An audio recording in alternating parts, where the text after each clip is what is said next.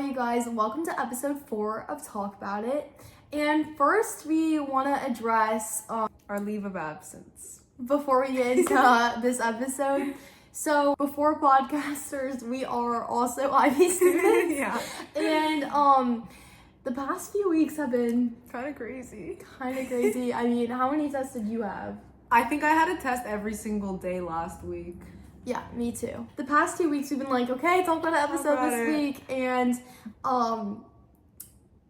didn't happen. Not that talk about it's not important. Talk about it's very important to us. But like we've been preaching, time management is a thing, so use your time wisely. But to make it up to you guys, knowledge versus nonsense is back. Okay, so today's episode, we're going to be talking with our guest about like doubling up in classes. So what this means is like taking 2 of a class. So Lily, for example, is taking 2 histories. She's taking econ and she's taking history class. And people can do this with other classes. You can take both bio and chem or just 2 sciences in general. Why do people double up in classes? So when you're choosing your schedule, there's a certain amount of categories and you have to have one in each of the category. So for example, like category 4, that's sciences. The last category is art. So there are a few different IB art classes you can take. So some of our friends are in IB art. Yeah. But if you aren't really wanting to go into a rigorous art class, you can choose to take 2 histories or 2 sciences. So our friend Abby's going to come on the show later and talk about taking chemistry and bio.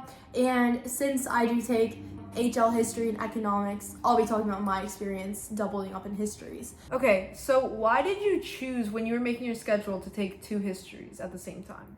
So ever since I was little, I remember being so interested in history. I mean, I remember the chokehold that the Revolutionary War had on me in like 4th grade. And it's just always been one of the subjects that I've been best at. I mean, I've always been very good with like memorization, but more so because I really take time to care about the events and like learn what was happening. I've known ever since I really heard about the IB program that I wanted to take 2 histories. Economics, to me, it does fall under the history category, but honestly, it's insightful to what's going on today. Yeah. More of just like a different way of approaching history. Yeah, my HL history that I'm taking, it's definitely more of a traditional history class in terms of content. We are currently learning about World War II, and obviously, like I said, I've always found that stuff super interesting, but I feel like economics is setting me up for real life. I feel like I'm learning things that I didn't really know much about before in terms of finance, and I feel like it's just making me more knowledgeable overall. So do you have a lot of work like for both these classes that can like add up? No. You definitely do have a lot more work for history, which I feel like that's always been a core subject through my academic career, so that's kind of expected. For econ, he gives us handouts and like useful material, but we don't really ever have anything we need to turn in.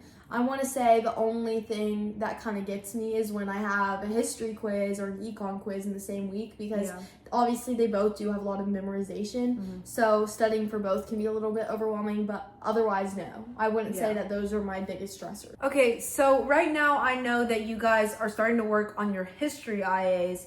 How has that been, like managing not only having to do like your history IA, but also managing like work for econ? Honestly, like I said before, you don't have a lot of work for economics unless you are studying for a quiz. Starting the IA, honestly, I think that this was the best case scenario for me.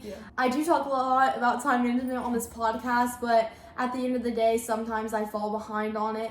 And I feel like this is going to take so much stress off of me going into senior year and having to write out an IA for every single class. Coach Cash is a great teacher, and the way that he's doing it is our rough draft for the IA. It's due in March. There's 3 sections. He's making each individual section due for a quiz grade throughout the week. So tomorrow, my section 1 is due. And honestly, I feel like this made it's kind of like breaking down the parts of an elephant before you can eat it. Do you know that saying? What? Yeah. Like, you can't eat an elephant whole, you gotta break down the parts. So I know that a lot of my peers and I probably wouldn't have gone and knocked it out ahead of time like this. I think he does it for the better of the students, and he knows how overwhelming it can be, so he kind of just lets us get out of the way, so next year we can just like relax and focus on the content. So going more into your IA, like I know you get to choose your topic. So what's the topic that you chose that you thought was interesting? So, like I said, I've always been really interested in history since a young age. And when I was younger, I had the biggest obsession, not because of the movie, with the Titanic. And I've always found it so interesting. My question is, how did human error contribute to the sinking of the Titanic? Interesting. And rarely, I'm not going to lie, rarely do I think, oh, what I'm doing right now is so much fun. Like, oh, I'm really, like, this schoolwork's so much fun. But honestly, now that I'm doing this IA, I'm realizing you literally get to write a paper on something of your choice that you find interesting. When I was going through my sources, I wasn't thinking, oh my gosh, I'm going through my sources. I was reading and I was like, this is so cool, this is so interesting, and it's really not bad at all. Yeah. Would you recommend taking 2 histories to other students that are building their schedule? Yes, I would. Really? If you're like me and you're interested in history, just what's going on with the nation, like in terms of finance, I would definitely recommend doubling up in histories. Maybe if you aren't big into finance or economics, take psychology. And again, I know that an HL class can kind of sound intimidating, yeah. But I would absolutely recommend taking HL history. I don't think it's been something that has been crazy or unattainable. I think honestly I've been more successful in this class than I have some of my SL classes. So I really just say it depends on you, but I would absolutely recommend my schedule to others. Yeah. Hi you guys, I'm here with Abby Chu, and would you tell us a little bit about what science classes you're taking? Yeah, so I'm taking HL Chem and HL Bio. And when did you decide that you wanted to take both Chem and Bio? Wanted to do it to go pre-med in college, and I talked to Miss Phillips and I signed up for both of them. So do you feel like you're being set up well for the pre-med track? Yeah, I think that a lot of the material in Bio and Chem is like a different stuff. So I'm getting like a bunch of different stuff that will definitely prepare me for college and all the science-based stuff. Do you prefer one over the other? I think for material, I think that Bio is super interesting and I like learn a lot, and I'm able to like apply it and like think about stuff that I learn outside of class. And then for Chem, I think that the workload is definitely a lot easier. And going off of that, taking 2 sciences, obviously that's one more, I don't want to say academic class, but that's one more, I guess, more academic than taking an art class, because obviously you are doubling up in a category. Do you feel like the workload is something that is like really hard to manage? I think that so far it's been pretty manageable, and I've been able to kind of keep track of all of my assignments and tests, but it's mainly just making sure that I have enough time to do it all and get it done right. And does that ever stress you out? Like, for example, if you were to have a bio test and a chem test like right behind each other? Yeah, it's definitely stressful, and it can be, but it's just all about like learning your material and like staying focused on all the stuff, and again, managing your time, making sure you have enough time to study for both of them, and like looking at the week ahead in advance. So because you are interested in the material that you're learning, do you think that makes it easier? Like if someone didn't want to go like pre-med, or if they didn't really care about the sciences, like would you still recommend taking those classes? I think it's really beneficial to be interested in it because it makes learning it a lot easier. But still, I think that all the material you're learning is super helpful for in the future. So even if it's not your favorite subject, if you wanted to go pre-med, then that would be something that would be really helpful to you. So what does a typical week look like for you when you take 2 sciences? Do you have a lot of homework? So I think in chemistry, most of the time we get our notes and our classwork and homework done in class, and we have a lot of time for that. With bio, most of the time after school, it's catching up on notes and kind of just re-going over all the material we learned in class. And sometimes we have like worksheets and stuff for homework. So as someone who is taking both chemistry and biology, I know that a bunch of the upcoming sophomores probably won't want to take two sciences, but since you are taking both bio and chem, and that's a big thing that people tend to be choosing in between, can you give us some insight on how the classes are different? So for chemistry, I know that the material is a lot harder, and I know it's supposed to get harder as we get more into the chemistry. And then for bio, it's definitely a lot more of a workload for the work that we did. And going back, if you were making your schedule again, would you still choose to take both chemistry and bio? Yeah, I think that it really is, I think it's super interesting, and I think that I'm really glad that I took them both. And like you said before, you think it's something that's doable. Definitely, yeah. And I think if you put your mind to anything, you can get it done. All right, well, I think that's all the questions we have. Thank you so much. Yep, thanks. Okay, we're back with your favorite game, but we decided that not one of us should receive all the heat for the episode, so I'm going to make a few claims and then we'll switch off. Yeah. And please redeem yourself. I'm really rooting for you. Like, we're a team, okay? We're not against each other. Okay. If something is true, it must be knowable. Nonsense.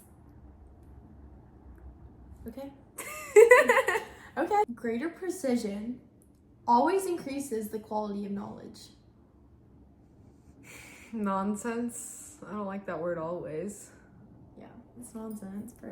Scientific models are valuable even when known to be false. Knowledge. Bro! What the heck? Like, we're a team, okay? We're not against each other. Have you been studying these? What do you mean? I do my TOK homework. You got every single one wrong the first episode, and now all of a sudden, oh, you don't even hesitate. Knowledge. No. Nonsense, okay. I do my TOK homework. It is possible to know something without being able to explain it. Knowledge. Yep, it's knowledge. The artist's intention fixes the meaning of a work permanently. The artist's intention fixes the meaning of a work permanently? Yep. What do you mean by intention? I mean what I said. You don't get you don't get a clue. I don't know. Knowledge? Nonsense. Nonsense. Correlation does not imply causation. Knowledge. Okay. Controlled experiments increase internal validity. Controlled experiments increase internal validity. Yep.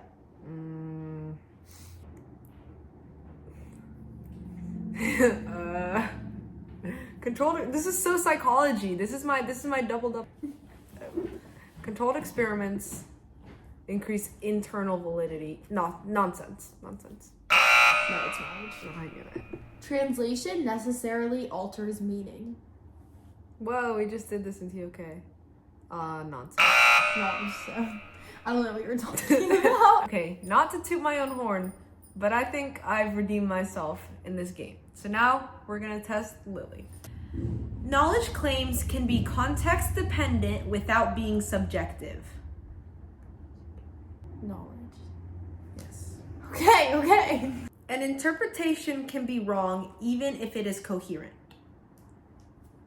Knowledge. Yes. Okay. Statistical significance guarantees practical significance. Practical statistical. Knowledge. Nonsense. Okay. Emotional conviction strengthens the truth of a claim. Knowledge. Nonsense. Consensus among experts is evidence of truth. Knowledge. Yes. A theory can be scientific even if it is untestable.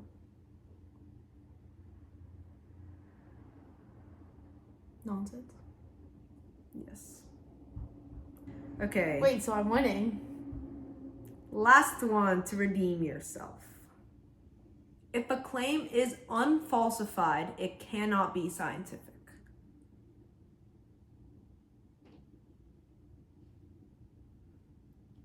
You heard me. Okay. If a claim knowledge. Yes. No, Sean!